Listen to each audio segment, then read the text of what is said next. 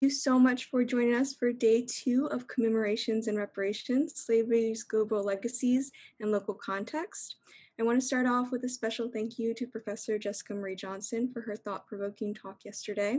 A recording of that talk, as well as the talks today, will be available on our website.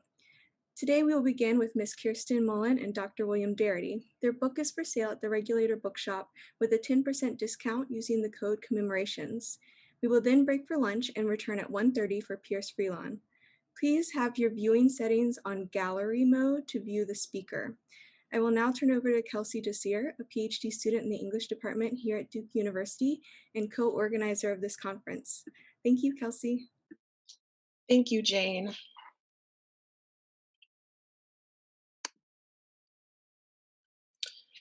It is my pleasure to introduce our first presenters for today, Dr. William Darity, Ms. Kirsten Mullen, the co-authors of From Here to Equality, Reparations for Black Americans in the 21st Century. Dr. William Darity is the Samuel Du Bois Cook Professor of Public Policy, African and African American Studies, and Economics, and the director of the Samuel Du Bois Cook Center on Social Equity here at Duke University. He has served as chair of the Department of African and African American Studies and was the founding director of the Research Network on Racial and Ethnic Inequality at Duke. Dr. Darity's research focuses on inequality by race, class, and ethnicity, stratification economics, skin shade and labor market outcomes, the economics of reparations, the Atlantic slave trade, and much more. In 2012, he received the Samuel Z. Westerfield Award, which is the National Economic Association's highest honor. He has taught at many colleges and universities across the country, including Grinnell College, the University of Maryland at College Park, the University of Texas at Austin, Simmons College, and Claremont McKenna College.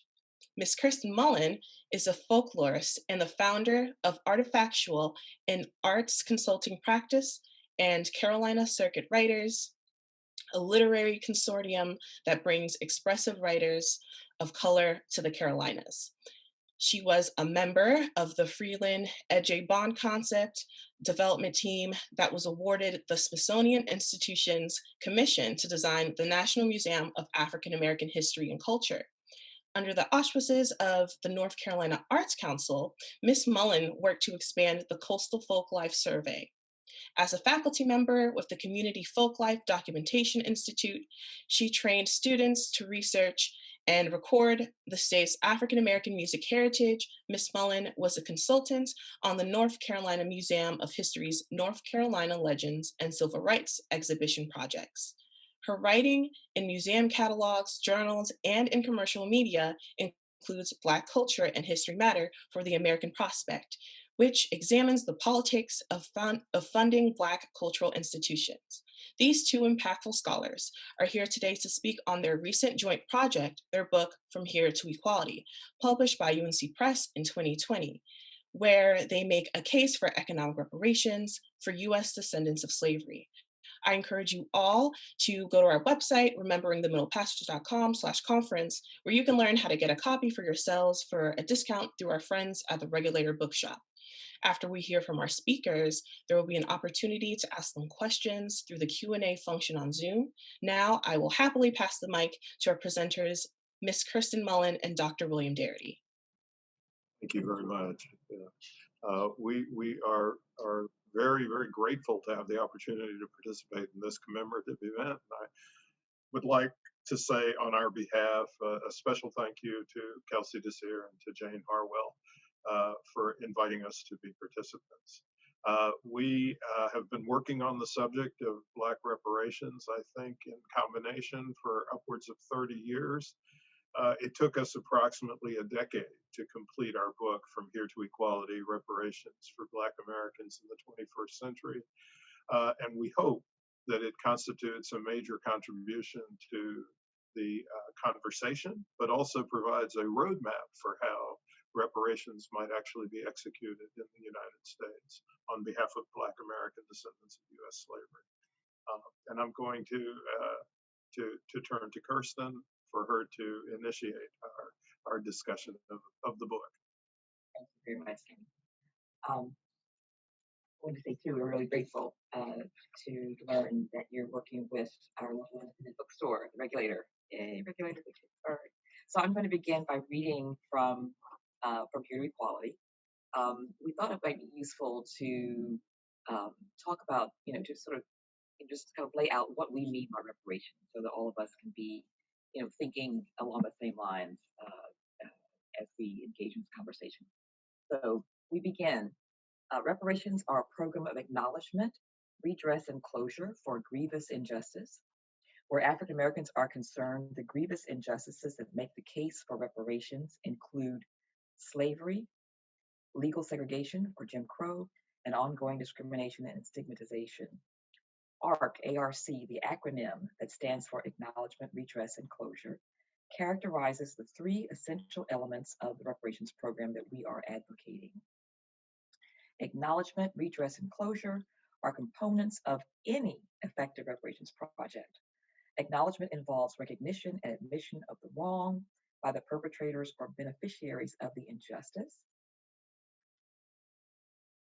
For African Americans, this means the receipt of a formal apology and a commitment for redress on the part of the American people as a whole, a national act of declaration that a great wrong has been committed. But beyond an apology, acknowledgement requires those who benefited from the exercise of the atrocities to recognize the advantages they gained and commit themselves to the cause of redress. Redress potentially can take two forms, not necessarily mutually exclusive: restitution or atonement. Restitution is the restoration of survivors to their condition before the injustice occurred, or to a condition they might have attained had the injustice not taken place. Of course, it's impossible to restore those who were enslaved to a condition preceding their enslavement, not only because those who were enslaved are now deceased, but also because many thousands were born into slavery.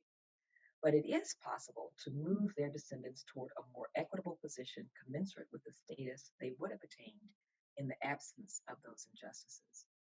Atonement as an alternative form of redress occurs when perpetrators or beneficiaries meet conditions of forgiveness that are acceptable to the victim. Achieving these elements of the reparations program requires good faith negotiations between those who were wronged and the wrongdoers. There is no existing mechanism for establishing when African Americans collectively will have reached an agreement that sufficient steps have been taken to justify forgiveness. Consequently, atonement is difficult to accomplish. This is why, in our proposal, we treat restitution as the appropriate form of redress. We have clear metrics for determining when restitution has been achieved that we do not have for establishing the same for atonement. Specifically, restitution for African Americans would eliminate racial disparities in wealth, income, education, health, sentencing and incarceration, political participation, and subsequent opportunities to engage in American political and social life. It will require not only an endeavor to compensate for past repression and exploitation, but also an endeavor to offset stubborn existing obstacles to full Black participation in American political and social life. Reparations demonstrably would be effective if an improved position for Blacks is associated with sharp and enduring reductions in racial disparities, particularly economic disparities like racial wealth inequality, and corresponding sharp and enduring improvements in Black well-being. Closure. Closure involves mutual reconciliation between African Americans and the beneficiaries of slavery, legal segregation, and ongoing discrimination towards Blacks. Whites and Blacks would come to terms over the past, confront the present, and unite to create a new and transformed United States of America. Once the reparations program is executed and racial inequality eliminated, African Americans would make no further claims of race-specific policies on their behalf from the American government, on the assumption that no new race-specific injustices are inflicted upon them. So what we'd like to do next is actually talk about the frame for our case for reparations. And we'd like to say at the outset that We actually flinch when people talk about slavery reparations, not because we don't think that the case for reparations must include the the history of slavery in the United States, but because it encompasses a number of additional atrocities that took place after slavery occurred. And so we say the following in the pages of From Here to Equality. We say, from here to equality draws a thick line from the nation's origins to the present. The case we build in this volume is based on all three tiers or phases of injustice: slavery, American apartheid or Jim Crow, and the combined effects of present day discrimination and the ongoing deprecation of Black lives. Most advocates of Black reparations have focused exclusively on the injustice of slavery as the basis for redress. Law professor Boris Bitker argued that the case for Black reparations should center solely on the harms of legalized segregation, while Roy L. Brooks, also a legal scholar, has argued that the foundation for Black reparations is the legacy of slavery and Jim Crow. We submit that the Bill of Particulars for Black reparations must also include contemporary ongoing injustices, injustices resulting in barriers and penalties for the Black descendants of persons enslaved in the United States. Sociologist Joe Fagan catalogs the continuing injuries inflicted on Black Americans, including wage penalties, physical and psycho-emotional health wounds, and community and institutional damages. Despite the Brown versus Board of Education decision in 1954, despite a wave of federal legislation in the 1960s and 1970s intended to eliminate legal apartheid in the United States, and the enactment of anti-discrimination laws, Blacks continue to bear the weight of American racism. That burden is manifest in labor market discrimination, grossly attenuated wealth, confinement to neighborhoods with lower levels of amenities and safety, disproportionate exposure to inferior schooling, significantly greater danger in encounters with the police and the criminal justice system writ large, and a general social disdain for the value of Black people's lives. The legal apparatus created by the Civil Rights Revolution does little to address the complex web of harms imposed upon Black Americans today. Taken individually, any one of these three tiers of injustice, slavery, the regime of legal segregation, and subordination, as well as current discrimination, make a powerful case for Black reparations. Taken collectively, they are impossible to ignore. And I want to add at this point, before I turn the conversation back to Kirsten, that we emphasize as one of the fundamental atrocities that is present in our current moment the enormous gap in wealth between Blacks and whites in the United States. And that's a gap in wealth that amounts to an average of $850,000 in net worth per household. Indeed, what is also a corresponding dimension of that type of gap is the fact that Black Americans who are descendants of US slavery constitute approximately 13% of the nation's population, but possess about 2.5% of the nation's wealth. And so if we were to bring the Black share of wealth into consistency with the Black share of the nation's population, it would require an expenditure of at least 10 to 12 trillion dollars, which is the baseline that we establish for the magnitude of a reparations project. And what we'd like to do next, and this is what Kirsten's going to share with you, is a discussion of how this racial wealth gap originated in the United States. And we argue that the conditions that produce today's modern racial wealth gulf between Blacks and whites takes place in the immediate aftermath of the Civil War. So the racial wealth gap has its origins in the 1860s, when the Civil War was still underway. And I'm speaking here of the unfulfilled promise of 40-acre land grants to the freedmen. So I want to return to our book From Here to Equality to discuss these origins. And I'll be reading from the chapter of Political History of American Black Reparations Movement. So when General William T. Sherman and Secretary of War Edwin M. Stanton asked Reverend Garrison Frazier, a native of Granville County, North Carolina, what he and other freedmen would need to sustain themselves after the Civil War wound down, Reverend Frazier replied, land. Sherman and Stanton had come to Savannah, Georgia in January 1865 to query Black leaders about their vision of the way forward as President Lincoln sought to transform the war-ravaged country.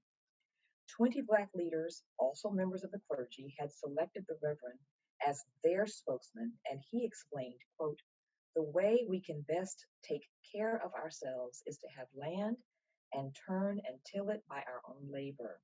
We want to be placed on land until we are able to buy it and make it our own. So we know here that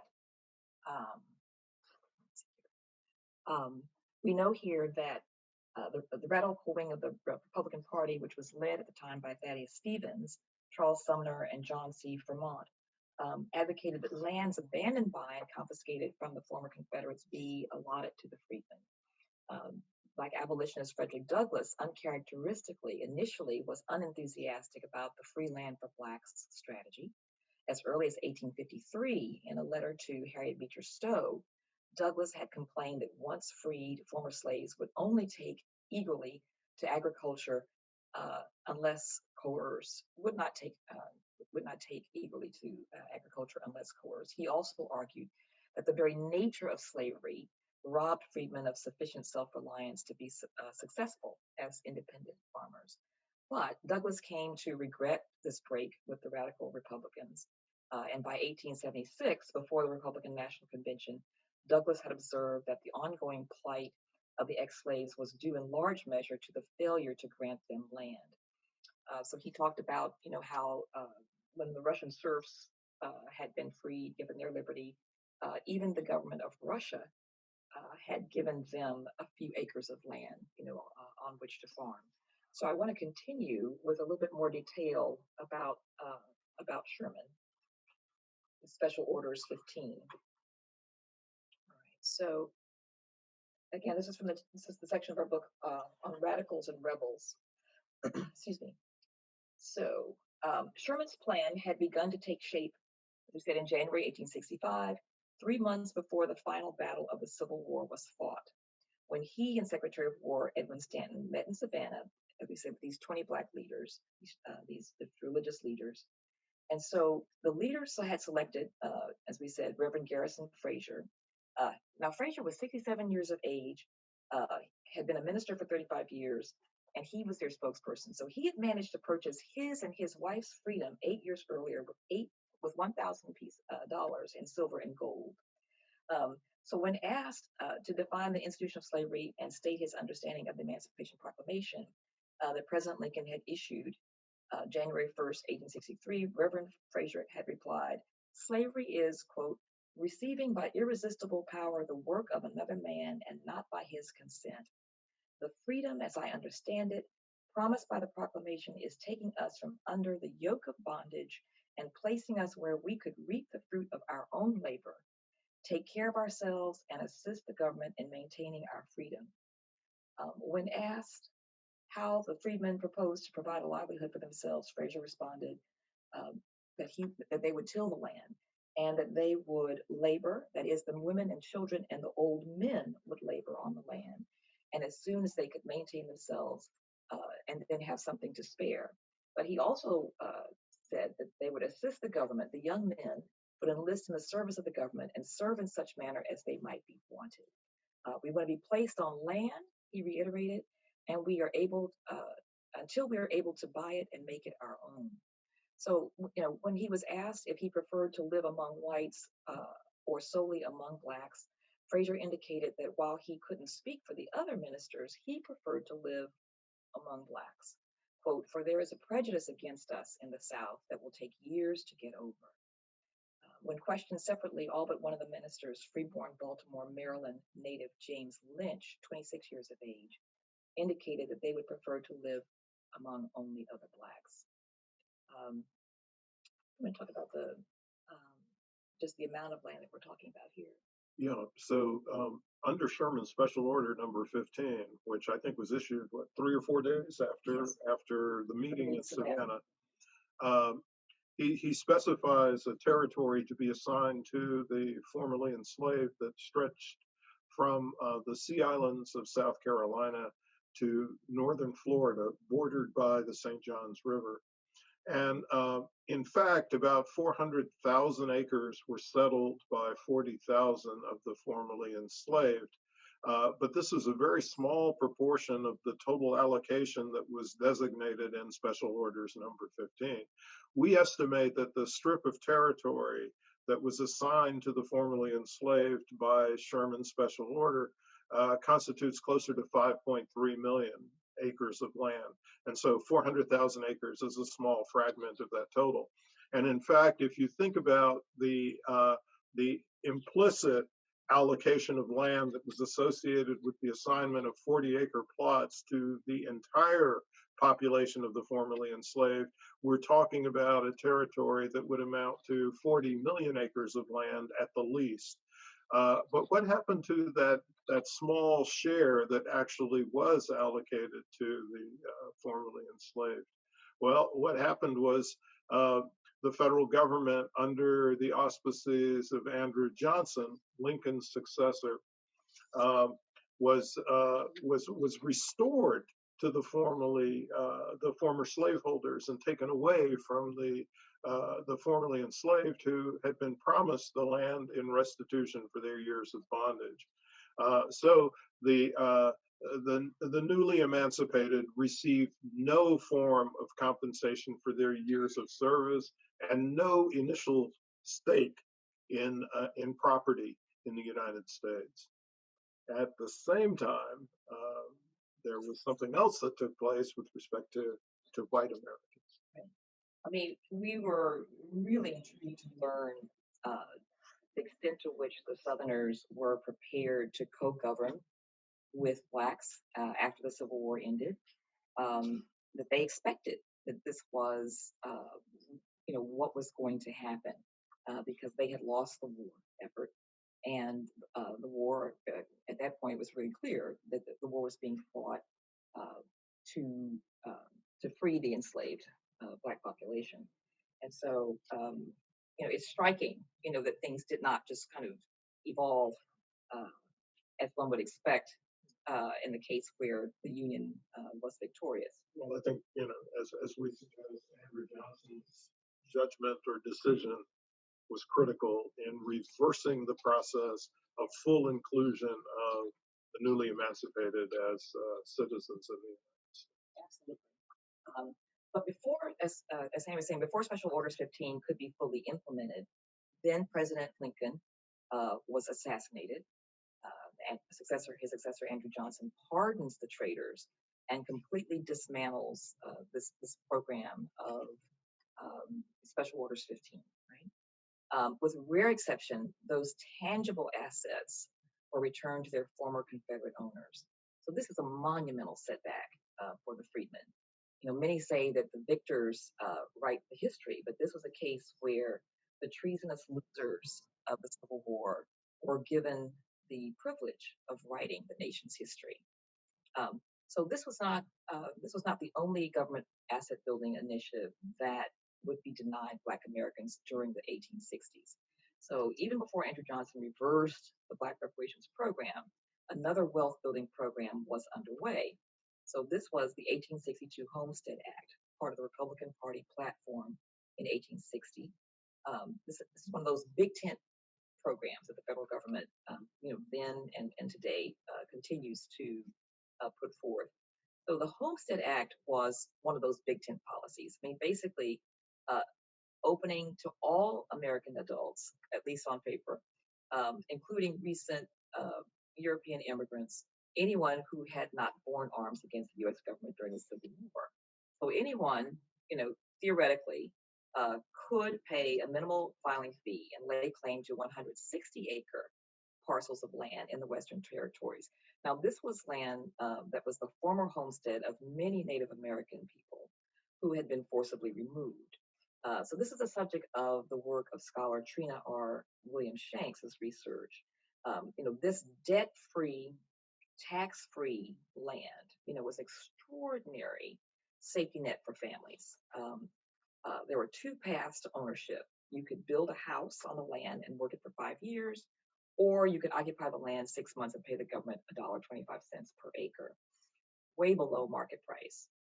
One could farm the land, you could lease it to others, subdivide it, you could borrow against it to give your children the gift of a down payment on a home, or finance their college education so that they would emerge with credentials and no debts. But most importantly, you could bequeath the land itself and the profits from the land to your offspring. And this is how wealth was accumulated. So uh, while white Americans, including new immigrants from Europe, are being afforded 160-acre land grants, we have Black, newly emancipated freedmen promised 40 acres, but actually receiving nothing. So these government land distribution programs are not a new idea. These free equity programs, as Federal Reserve Bank President and CEO Neil Kashkari has called them, were the lure that enticed immigrants to America and settlers farther westward. But this was not a panacea for Black Americans. What was new was restitution for Blacks whose lives had been stolen from them. The 40-acre land grant promise. Had those families been allowed to take possession of those 40-acre land plots, they would have had an unprecedented measure of security and upward mobility. Land ownership, makes one eligible to vote, and importantly, they would have had an asset that could have been passed down to the next generation. So, how much land are we talking about, and how many white people benefit? According to the U.S. Department of Interior, some 287 million acres of land were allotted to these white Americans. And to give you some sense of what 287 million acres would look like, that is the entire West Coast, all of Washington State, Oregon, California, Nevada, and Massachusetts combined, or all of California and all of Texas. It's a huge equity program. So we know that William Shanks estimates that some 46 million people, white people, it's a quarter of today's population of the age of 24, benefited from this free equity initiative, and that this wealth captures the cumulative intergenerational effects of white supremacy.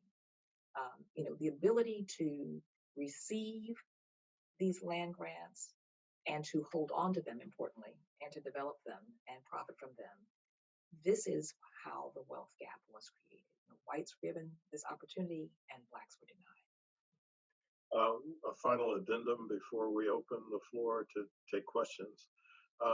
The gap in wealth was compounded by subsequent events.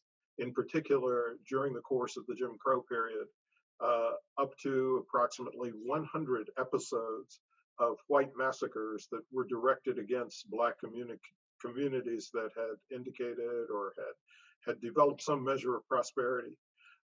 These massacres, which would be inclusive of the most famous, which is the Tulsa, Oklahoma 1921 massacre, and the massacre that took place in Wilmington, North Carolina in 1898. These massacres resulted in loss of Black lives and the destruction of Black-owned property that had been accumulated despite the fact that Blacks were not given the initial allocation of 40 acres. And in many instances, that property was also appropriated or seized by the white terrorists in the course of the execution of these massacres. And in the 20th century, American policy with respect to home ownership became the basic mechanism for federal support of wealth accumulation in place of the land allocation strategy that occupied much of the latter half of the 19th century. And so federal subsidies for home ownership took the form of provisions that were made in the New Deal legislation, as well as, and this is quite significant, the GI Bill that was applied in the aftermath of World War II. And under those provisions, blacks were disproportionately excluded from the benefits, and whites were disproportionately included in the benefits, again, reinforcing the racial wealth differential. So it's American social policy that has been critical in crafting the racial wealth gap. And we argue in From Here to Equality, it must be American social policy that corrects and provides compensation for the years of damage that have taken place. And so we argue that at least what a federal program of reparations should do is eliminate the racial wealth gulf. Okay. So we'll be glad to engage in further conversation with questions from the floor. I'm not sure if Kelsey Desir is going to moderate the questions for us. Yes. Great. Wonderful.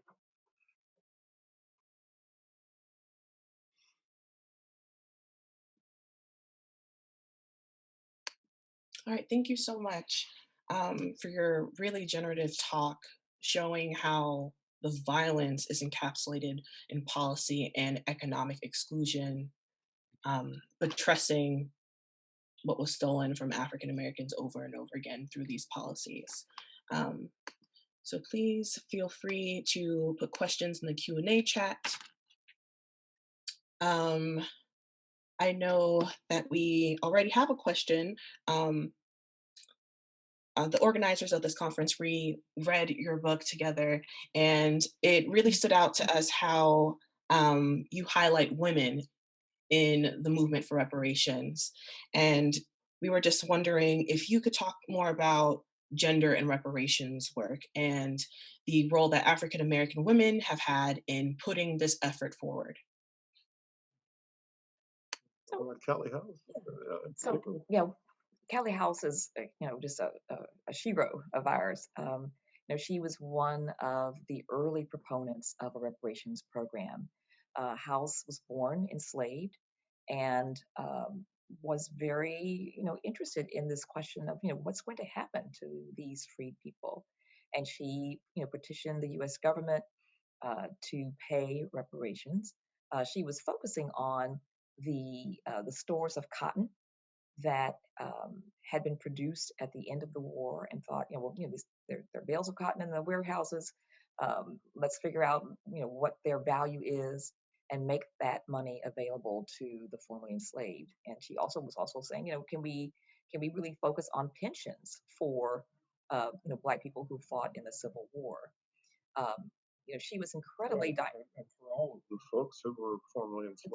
Right, yeah, but that was her initial quest, was to get restitution for the former enslaved, but then also pension funds for folks who had enlisted in the war effort. She was incredibly dynamic, charismatic person, very persuasive. Her organization ultimately had over 300,000 paid members. Now, as a result, she drew a lot of attention from the federal government. And I should say too, she is not someone who was well educated. She's not formally educated. She's not someone who came from the Black elite, and she did not necessarily have the support of those folks. And so when the federal government began to try to figure out, how can we stop this movement? How can we take some of the shine off of her program? They didn't come to her aid. And in fact, she was charged with mail fraud, and she was in prison for about a year. But her message continued.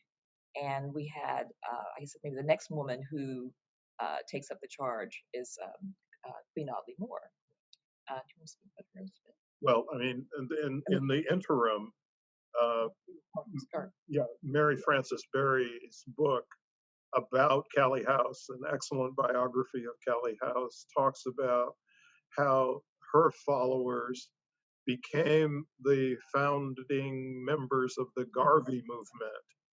and carried the message of reparations for Black American descendants of U.S. slavery into the Garvey movement. And then Garvey also is brought down by the same types of mail fraud charges that were brought against Callie House. But it's members of his movement that then migrate into working with Queen Mother Audley Moore, who leads the reparations effort in the United States throughout, I guess, most of the middle part of the 20th century. Again, a charismatic, powerful individual who brought a case for reparations on behalf of Black American descendants of slavery to the United Nations. Now, of course, the United Nations ultimately didn't have the capacity to make the United States government do anything. It doesn't have that kind of enforcement capacity. But she brought a case before them, I think in the same climate in which the charge of genocide against Black Americans was also brought before the United Nations. And she keeps the torch of reparations alive into the latter part of the 20th century. You definitely have a through line of individuals who were focused on this issue. Some of them were much more public and more effective in getting the larger populace involved in those conversations. But there's never been a time when Black American descendants of U.S. slavery have not been pushing for reparations to be paid. You. We have some more questions. This question says, what sort of political project is necessary for the shift in American social policy to take place? In other words, what compelling factors will force government to adopt the policies you suggest? Well, for any transformative policies, it requires a potent social movement in support of it. The existence of a social movement doesn't ensure that social change will take place, but it's not going to happen without it. And so we have consistently argued that what we need is a program that is inaugurated from the grassroots to ultimately lobby and petition the United States Congress for a comprehensive program of reparations. That would be the springboard that's required. And we think that there are some elements of that movement that are emerging in the present moment. Yeah, I think it is absolutely the case that you need a number of different types of groups to push these efforts forward. When you think about the civil rights movement, you had people who were engaged with communities of faith. You had individuals who were undergraduates in colleges and universities. There were a lot of high school students who were very active in the civil rights movement, and then there were politicians who were engaged. Then there was the legal community that had a very different approach. But I think all of these things together help to move the movement forward. What we do know is that you need unity within the community, the effective community, to be successful. And the extent to which the Black community is divided, I think, is something that needs to be attended to. I think, what is it, about 30% of Black Americans actually are not in favor of reparations, and so that creates an anchor that pulls back on the effort. I'd also add that some of the positive signs are some of the efforts that have been made by local communities with respect to promoting the case for national reparations. And I think one of the best examples is right here in Durham, North Carolina, where the local city council passed a resolution endorsing reparations for Black American descendants of U.S. slavery at the federal level. They also have endorsed a piece of legislation to support the establishment of a commission to generate proposals for reparations to be considered by the Congress under the orbit of H.R. 40, which is a House resolution that has been on the books in some shape or form for close to 30 years. But they also note that H.R. 40 needs to be revised, significantly revised. And so they also advocate that in their resolution.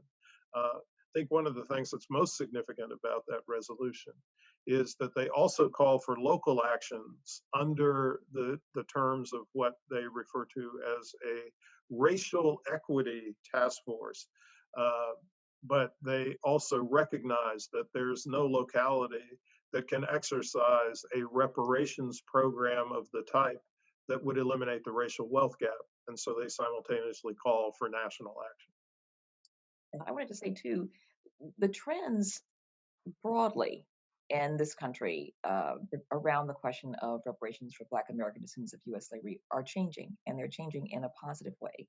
We know that as recently as 20 years ago, only 4% of white Americans thought that some type of restitution should be made for Black Americans. As recently as 2 years ago, that number had increased to about 16%. And as of June, July of last year, Civics conducted a survey that indicated that the number had risen over 30%. So that's pretty remarkable change in 20 years.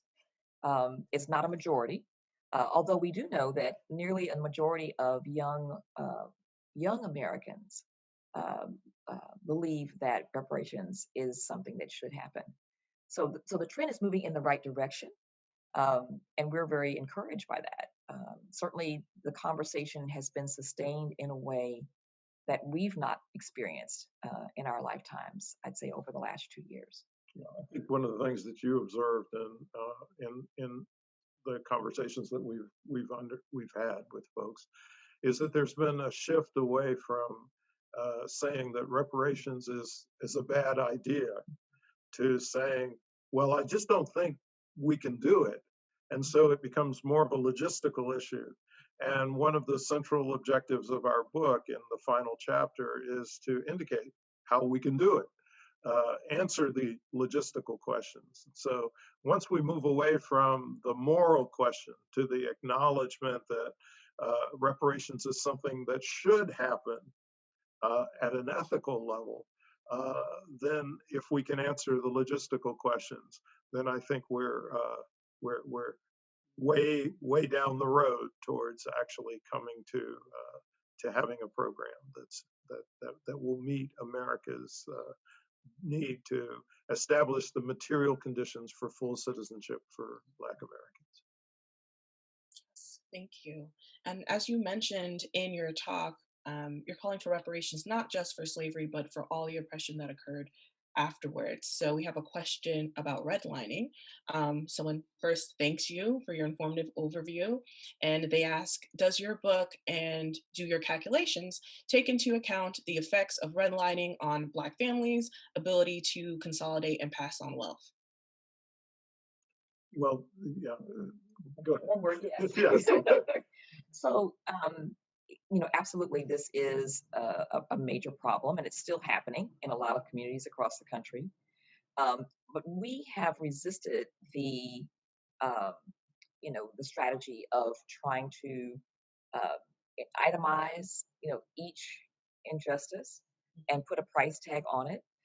We feel that the racial wealth gap encapsulates all of these atrocities, and that is a unit of measure that will serve us as we're thinking about what needs to happen in terms of a racial wealth gap. Eliminating this wealth gap would be huge. A lot of people will say, "Oh, it's just a check," or okay, so what in addition to the check? And we say that certainly there are any number of other initiatives that could be put in place, but those direct payments to the eligible recipients of a reparations initiative is essential. That's key. Let's start with that and then talk about other, programs, other strategies that might be put into place. We said both and. To the extent that redlining affected the capacity of blacks to own homes uh, and to own homes that had high rates of appreciation, to the extent that it affected that adversely, then in turn it had an influence on wealth accumulation. And so the existing racial wealth gap is actually incorporates the effects of redlining and other types of measures that adversely influence black wealth accumulation. One of the things that some people have suggested is that you go into those communities where redlining occurred and create amenities or give provide some kind of financial relief to the residents. But the difficulty with that is these communities are not stable, and with gentrification being such a powerful force, you are risking a situation in which you are providing value to homes and communities where black people don't actually live Anymore. anymore. Yeah. It's you can't force people to stay put. So a community-wide project that has as its goal eliminating the racial wealth gap is not going to work. Yeah, we argue that you need a person-based strategy rather than a place-based strategy in the reparations program. All right. We have a question that speaks to more global implications. They asked, how do the descendants of slaves from some Caribbean islands whose labor directly benefited the US and its economy growth get factored into the discussion of reparations for Black Americans? Well, I'm not sure how the labor of persons enslaved in the Caribbean had some significant effect on the growth of the United States economy. Certainly not directly, but the case is obvious that the labor of folks in the Caribbean had a significant effect on the economic development of the UK and on the economic development of France. I'm I've recently written an introduction to the new edition of Eric Williams's book, Capitalism and Slavery, which draws the thick line from what happened in the Caribbean to the emergence of industrialization in the UK. And so we would argue that it's communities in the Caribbean that have a significant claim for reparations, but that claim should be directed against the countries that colonized and enslaved them. And so that would be specifically a Jamaican claim on the United Kingdom, a Haitian claim on France, and indeed, the irony is, of course, that Haiti was forced to pay reparations to France. This is sheer insanity. France should pay back those funds to Haiti with interest. And that should be the core of a reparations project that would be directed at Haiti. So I think that all Black people throughout the diaspora have reasonable claims for reparations, but they don't all have claims on the United States government. And in the case of Black American descendants of US slavery, the core event that creates the claim for reparations is the failure to provide the formerly enslaved with the 40-acre land grants that they were promised in the aftermath of their enslavement. There is an organization, CARICOM, that is advocating for reparations for individuals throughout the Caribbean whose ancestors were colonized by European nations. And so, just as that initiative is specific to residents across the Caribbean, Black Americans should not have any claims on that initiative. And likewise, those individuals should not have claims on the initiative of Black American descendants of U.S. slavery. Both are extremely valid concerns, but they're separate. And the course of action that we are focusing on is reparations for Black American descendants of U.S. slavery.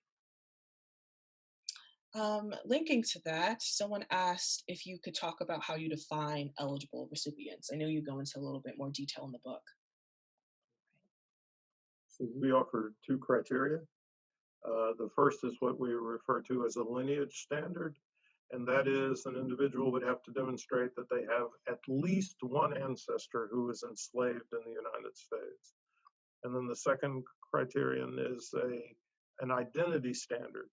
So for at least 12 years before the enactment of a reparations plan or the enactment of a study commission for reparations, whichever comes first, an individual would have to have self-identified on an official document. This could be their census response to the race question, for example, would have had to have self-identified as Black, Negro, African American, or Afro-American.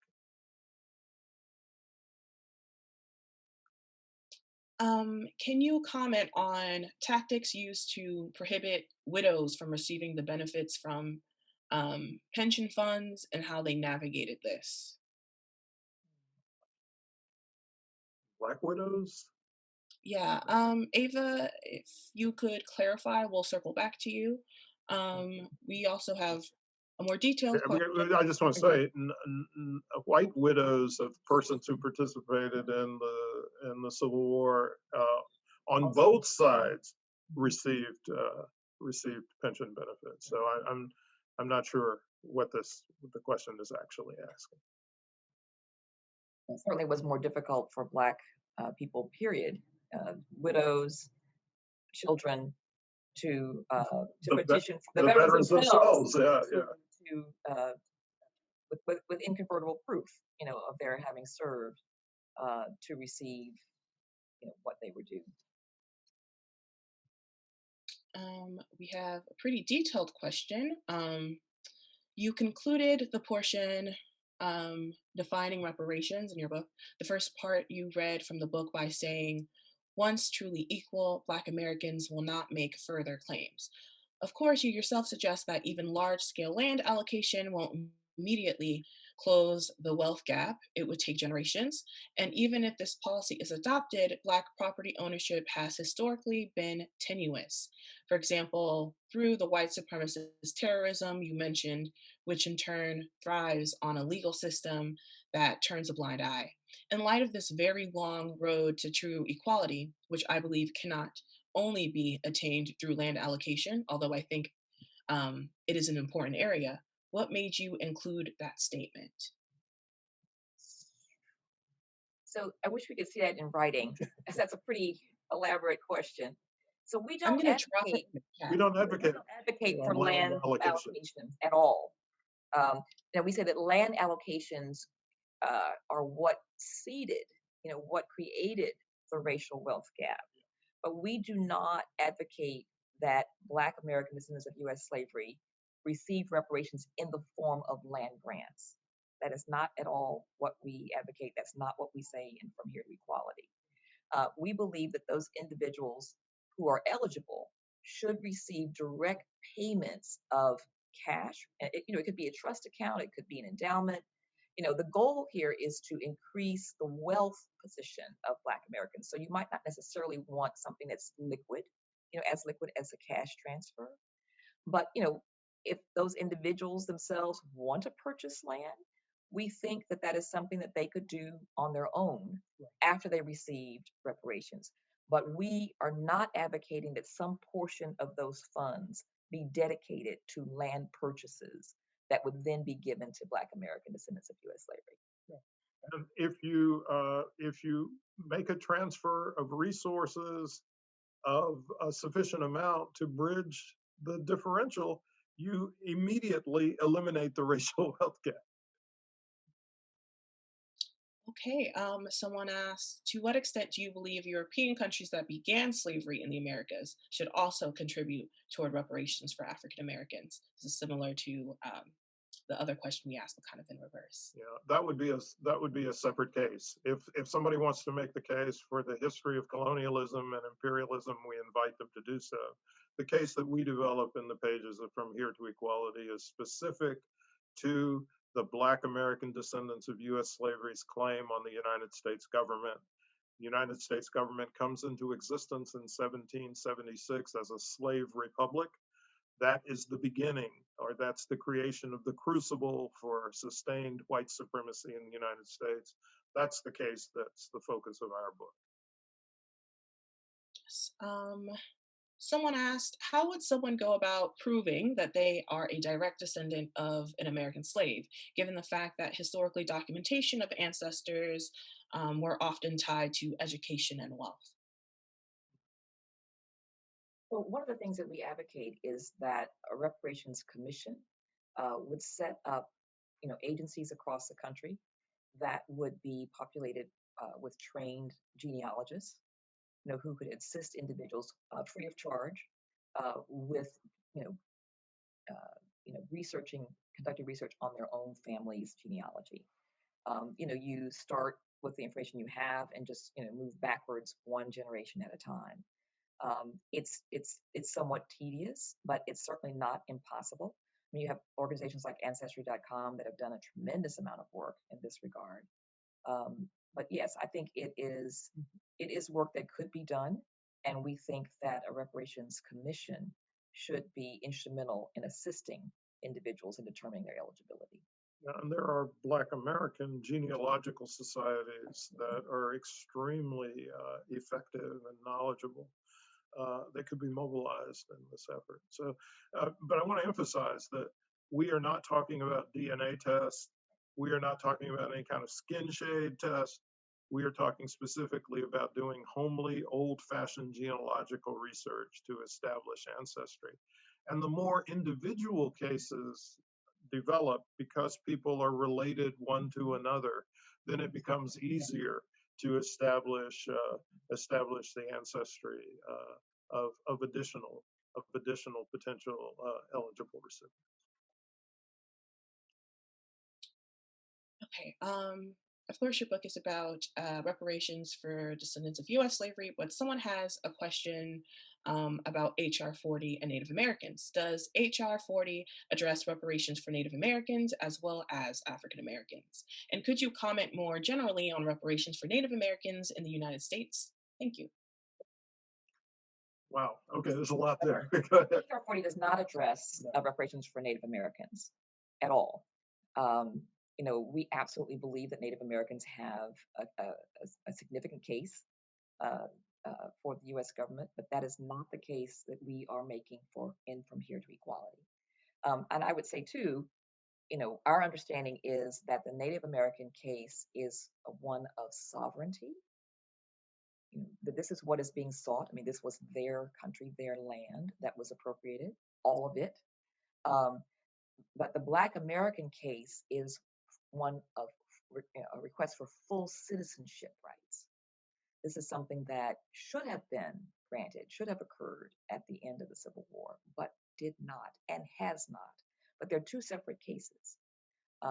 We think that they're both, very worthy, and we salute individuals who are focused on the Native American reparations case, but it is separate from that of the Black American descendants of U.S. slavery case. Yeah, and I'd like to add, it's interesting that people keep asking us about other groups' deservedness for reparations, and we don't deny that other groups might have a case for reparations, but it's not the case we make in From Here to Equality. It's very specific to Black American descendants of U.S. slavery. And it's noteworthy that in other instances, when other victimized communities have received reparations, people haven't run around saying, well, shouldn't group A, B, or C also get reparations at the same time?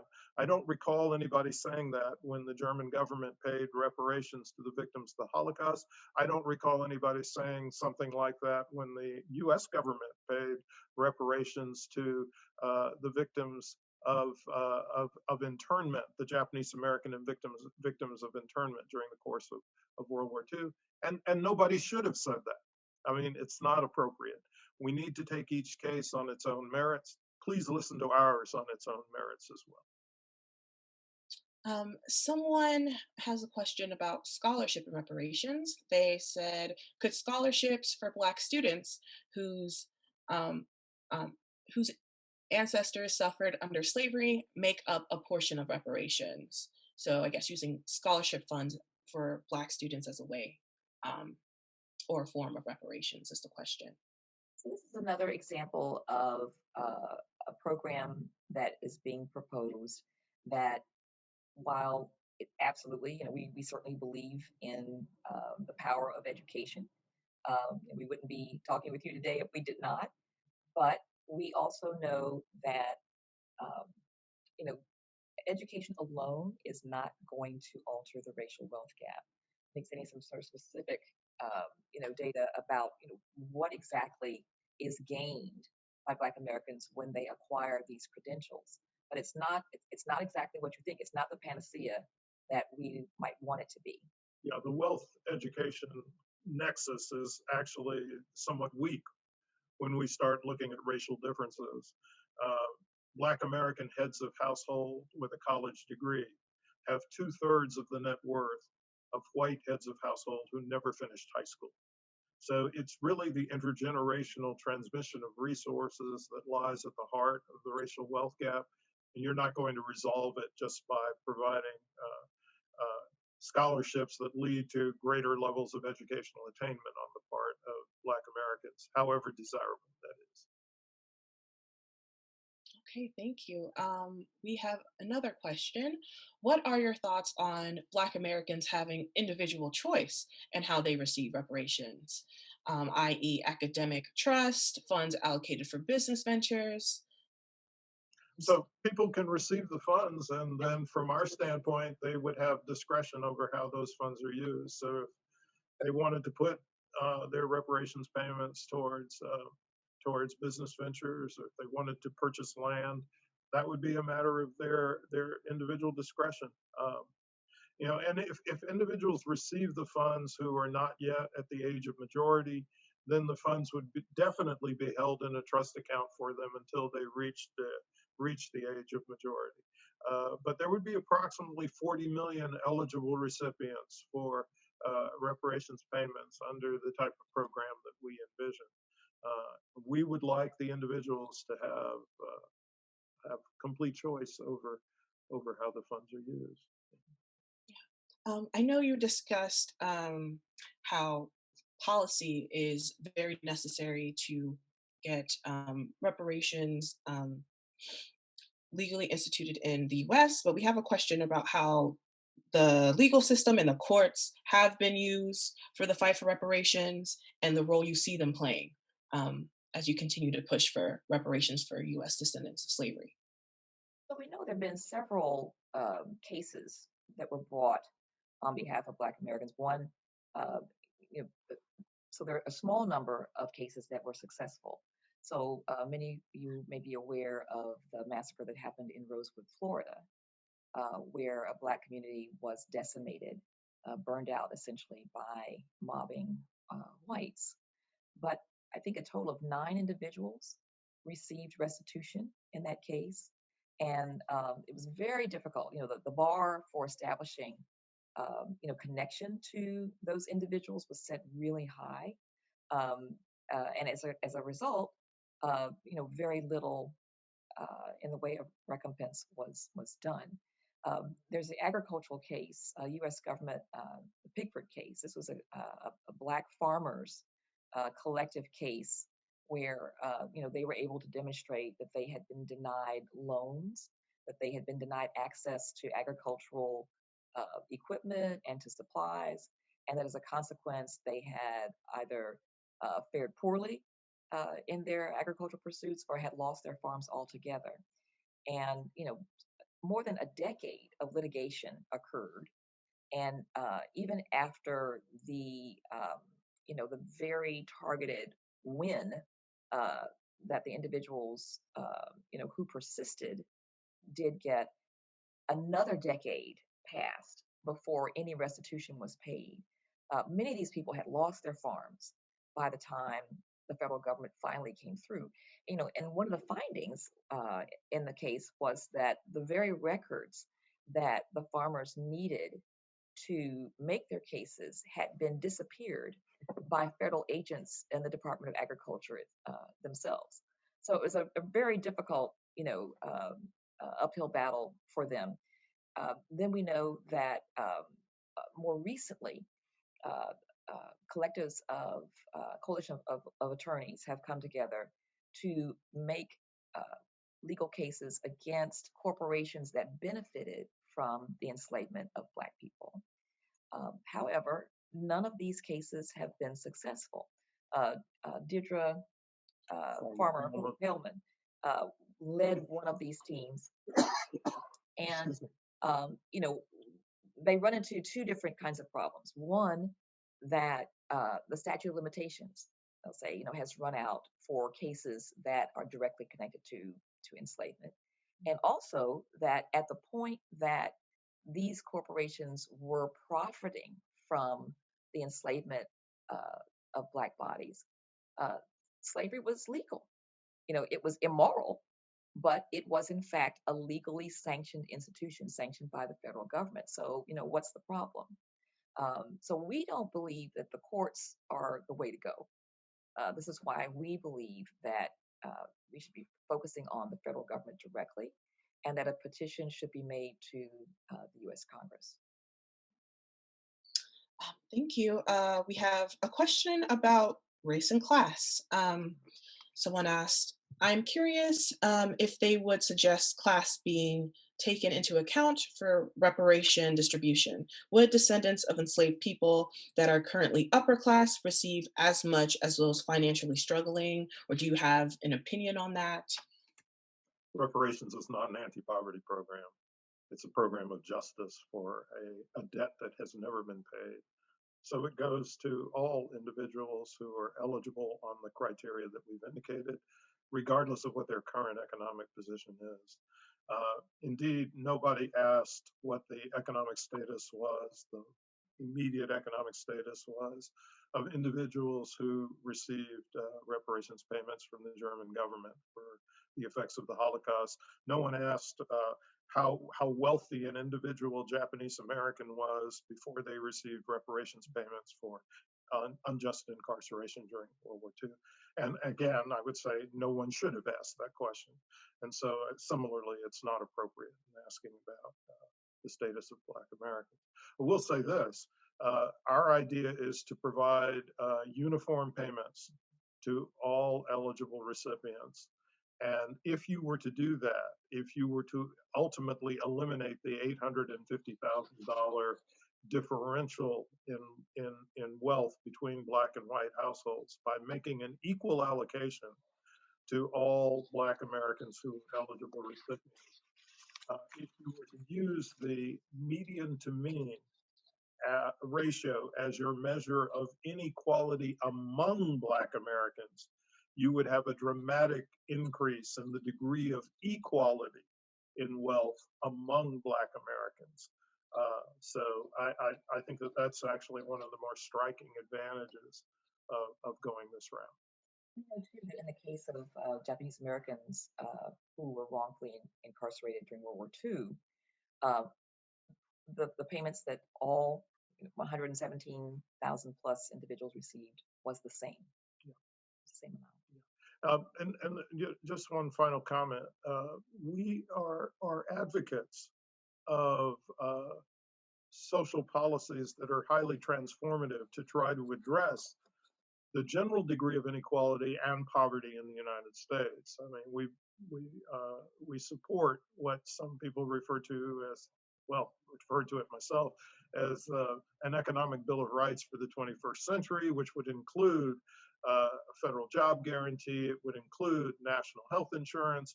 It would include the provision of free Wi-Fi services for all Americans. It would include a guarantee of quality housing for everyone. All of these things are things that we think should be done, but these are distinct and separate from the specific claim that is associated with the damages and harms that have been inflicted on Black Americans as a consequence of the way in which racism has operated in this society. All right, I'll ask a final question.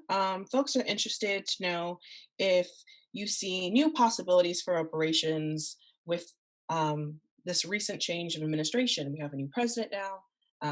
How do you see that affecting the push for reparations? Well, we are hopeful.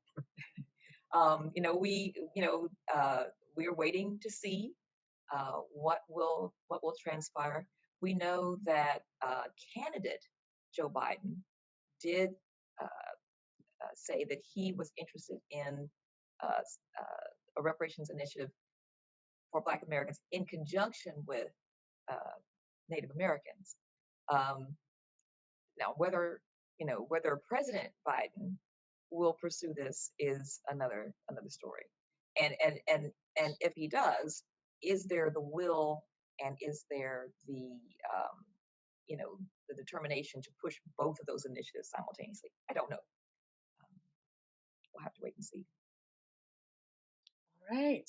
Thank you, Ms. Mullen and Dr. Darity. Again, please look at our website to see how you can get a copy of their book, From Here to Equality. Please come back using the same link at 1:30 so you could hear our next speaker, Pierce Freeland. Thank you so much, everyone, for hanging out with us again today. Can I say one thing? I Yes. just wanted to say, we are so appreciative of the effort that you and the collective made to read From Here to Equality. That doesn't happen very often. Frequently have conversations with people who haven't read the book. Or who will say, "Well, I haven't read the book, but here are 5 questions." But so we acknowledge that, and we are grateful to you, and thank you so much for inviting us to participate in this conversation. Thank you. We look forward to listening to Pierce Freeland. Yes. Thank you so much. All right, everyone. Have lunch, come back, take some rest time.